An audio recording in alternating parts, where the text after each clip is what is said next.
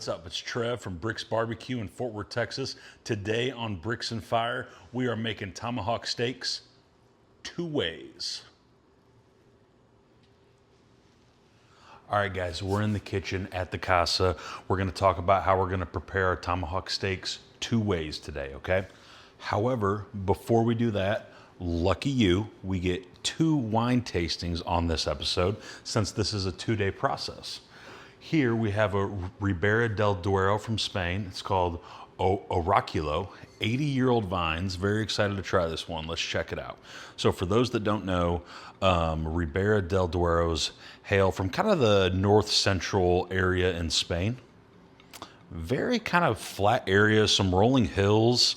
It's really not much to look at as compared to the Rioja region or some southern areas of Spain. But they make some amazing wines. Keep in mind, Riberas are typically 100% Tempranillo grapes. Really dark violet. I see a little bit of red in there. Really, really deep color. This should be a very bold wine. I don't know how much time this did in oak, but they usually do some time in oak. Oh yeah, really ripe red fruits on the nose. Kind of some like toasted oak, some lighter oak on there.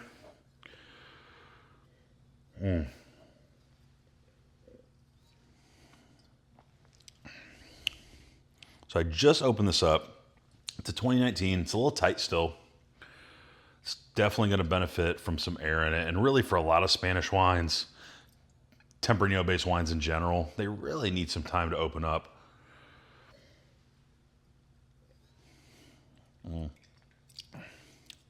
Really, like I said, really ripe red fruits. Not overly tart though. I mean, for just opening up this bottle, this is really nice.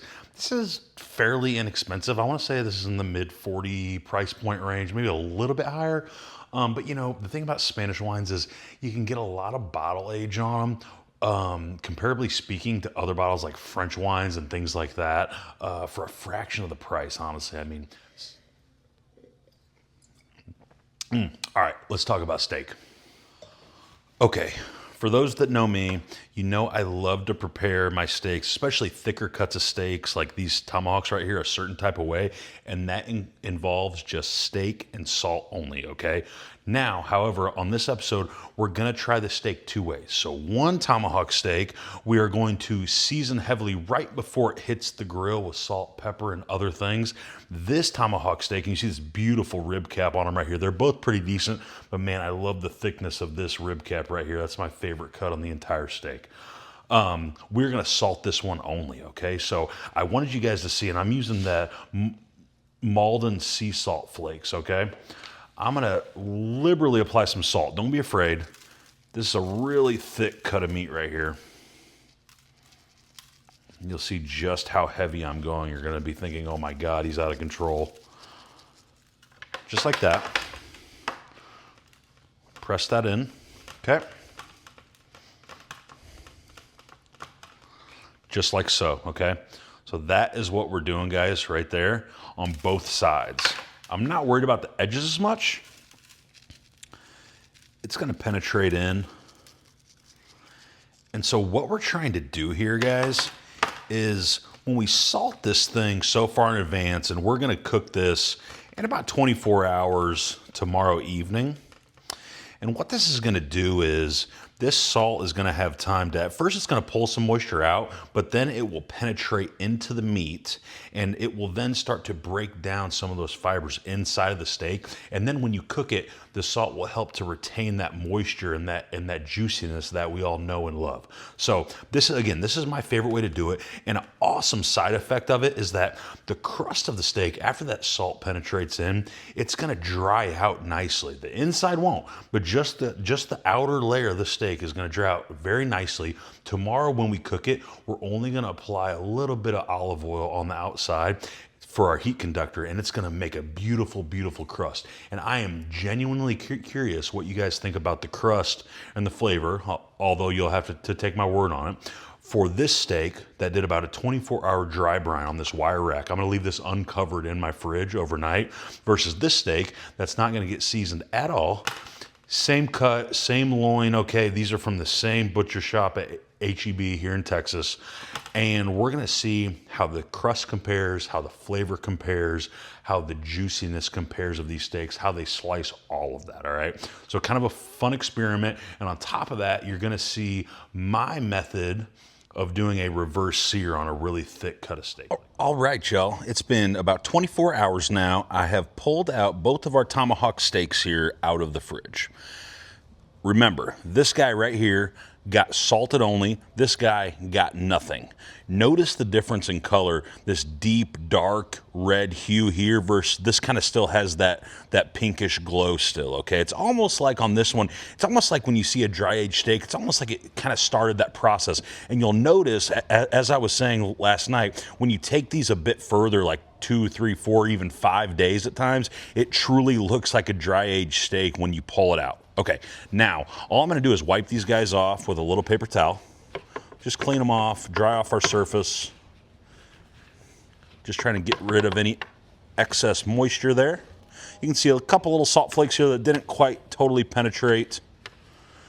I've got my ThermoWorks RFX in right there.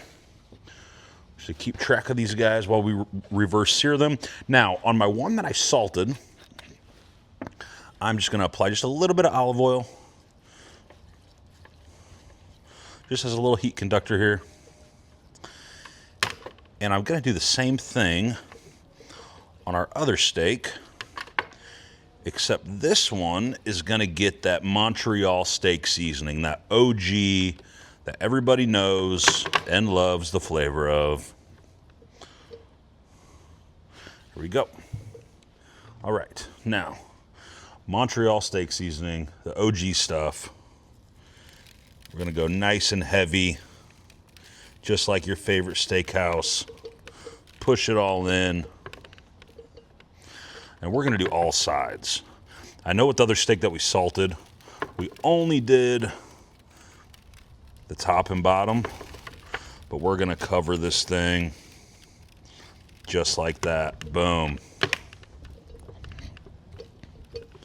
Now remember guys, on this one, we are going with the salt and oil only on the fire. This guy got the full Taj Mahal spice blend right here. Montreal steak seasoning, just how they do it up in Canada, I guess, if you're into that. Go hockey, drink Labatt Blue, do all those things. Okay, I'm gonna let this sit for about 15 minutes because we're kind of replicating what you would do, and say this isn't the Montreal steak seasoning, but what you would do at home if it's just salt, pepper, garlic, whatever your go-to rub is, okay? What we're looking for in this video is the difference of the dry brined salted steak only with a little bit of oil and the steak that did not get salted at all overnight and the rub was applied directly before it went on the grill. Again, we're gonna let it rest about 15 minutes. Then we're gonna throw them up top on my asado. The coals are breaking down behind me right now. We're gonna reverse sear these guys. We're gonna bring them up to about 115, 120 degrees of very rare temperature, pull them off and rest them, let them kind of rise up to medium rare range, and then we will sear them off on the live fire. All right, guys, my coals are breaking down behind me here. We're gonna grill these up with some post oak today. Now, in the meantime, while we're letting the seasoning penetrate into our meat a bit, we're gonna talk about our next vino on the show. So we have a wine from Sicily in Italy. The grape is called a Grillo, okay? These are very affordable wines. They make really good, crisp white wines in South Italy, guys. Really good stuff.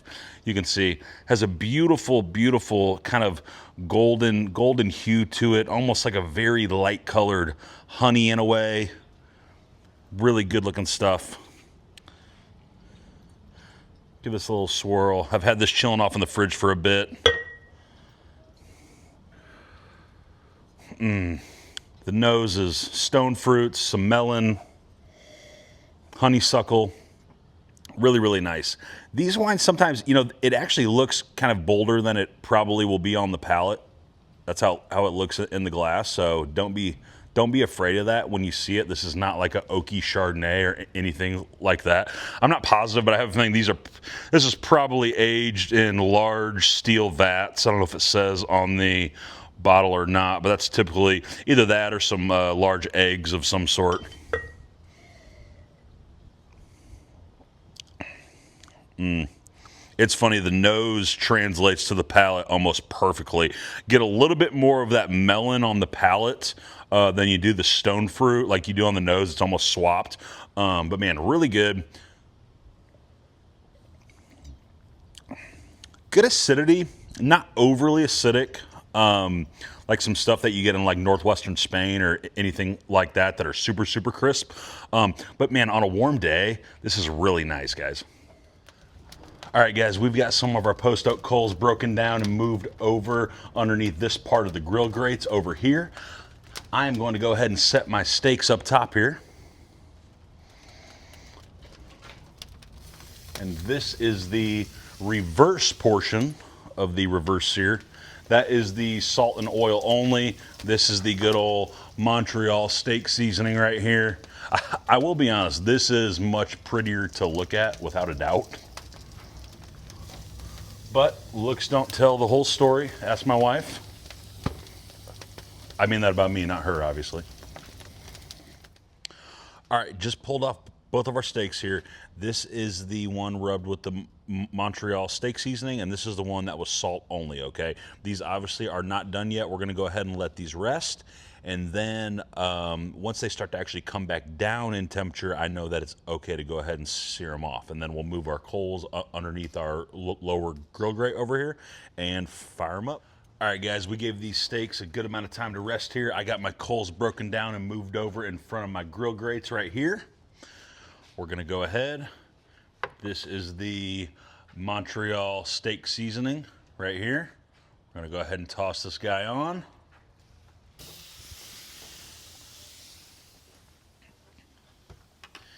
And next, the salt and oil only right here. Not as exciting looking, but I'm curious to see what happens on the grill over the fire.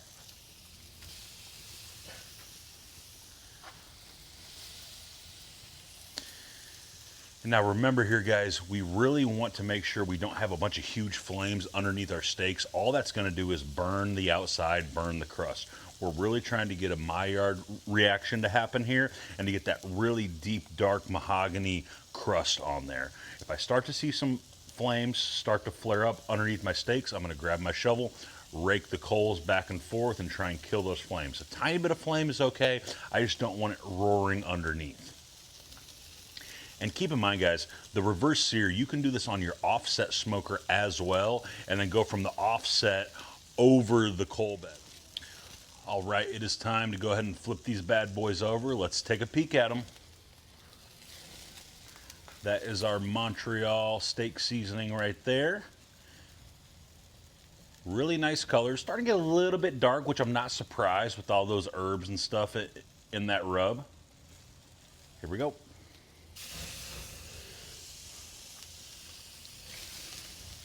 And here is our salt only. Really liking this. Wish I had a little better lighting out here right now, but we'll go inside and see these as well. This crust is looking amazing. All right, guys, we're inside now. On my right here, I have my salt brine only olive oil on the steak, tomahawk right here. And this is the Montreal steak seasoning rub on my left side right here, your right. At first glance, they look pretty similar. What I will say, in this kind of dimmer lighting that I have in the kitchen right now, it's a little hard to tell, but the Montreal rub steak is a little, I'll say, more black. I think that has to do with kind of more of those, the pepper and the garlic and those herbs that they put in that rub. I think that those, we're seeing the side effects of putting those on the exterior of the steak and when you put it over a live fire. The right side right here of the salt only steak, I'm seeing a little bit more of that really deep, dark mahogany brown. Obviously I'm biased here, but I really like the look of this one a tad bit better. Okay, I'm gonna go ahead and slice these up now. I'm going to cut apart the rib cap on each one. I'm gonna slice them off the bone, and then I'm gonna slice up the eye, okay? We're gonna do our taste test off of the eye portion. Here we go. Get both of our eyes here.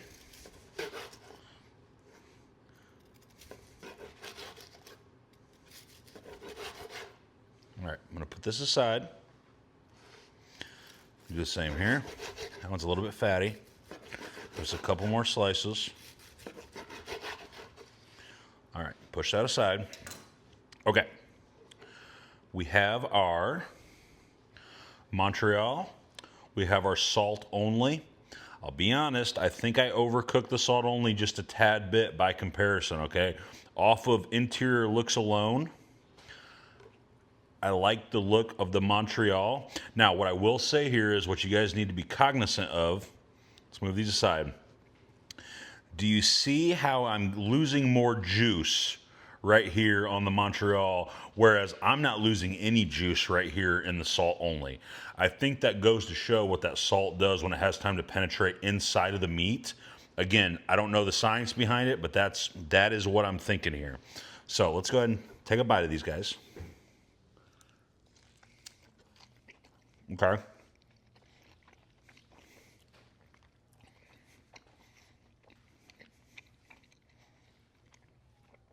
Okay. First bite on the Montreal rub. I'll be honest. I can taste kind of that carbon burn from the rub on the exterior of the steak. I'm not saying I hate it, but that's kind of more of that classic steakhouse taste that a lot of people know when they broil the crap out of that steak, and it almost kind of burns that crust. Again, I'm not saying it's bad, it's just not my preference, all right? Interior of the steak, still juicy, a little bit tough. These are prime grade tomahawks. I'm a little bit surprised by how tough that was, because I think the cook on it was more or less perfect, or right where we kind of wanted it. Now, let's go ahead and go to the salt only.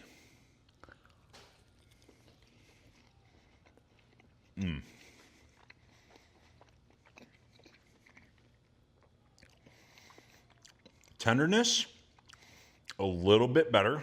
I really wish I'd kept this one a little bit more on the rare side instead of the medium side. I do not get any of that burnt flavor on the exterior of the crust at all. Despite how dark it looks, that is 100% Maillard reaction taking place. Almost a little bit of sweetness in that beef starting to come out from that crust. Really, really enjoy that a lot. It's a saltier flavor, not in a bad way, but it's like the beefiness of the meat is really coming out because the salt had time to penetrate into this thick cut of meat and do its thing. Man, really big fan of that. Guys, these are both amazing, both absolutely amazing. I really feel like I prefer the salt brine only. Hey guys, that was fun. Got to experiment a bit today. I'm really happy to say my tried and true salt brine only on the steaks with the oil is gonna take the top spot. I'm curious for y'all to try this at home as well. Also, when you cook these, I'm not saying you have to do them side by side in the same night. Do one and one. Cook for your girlfriend, for your wife, whomever. I'm curious their opinions. Tell me in the comments when you make both which one you prefer. Don't forget to like and subscribe. And most importantly, do not forget, tell us when you cook these amazing steaks what you're gonna drink with it. Salud.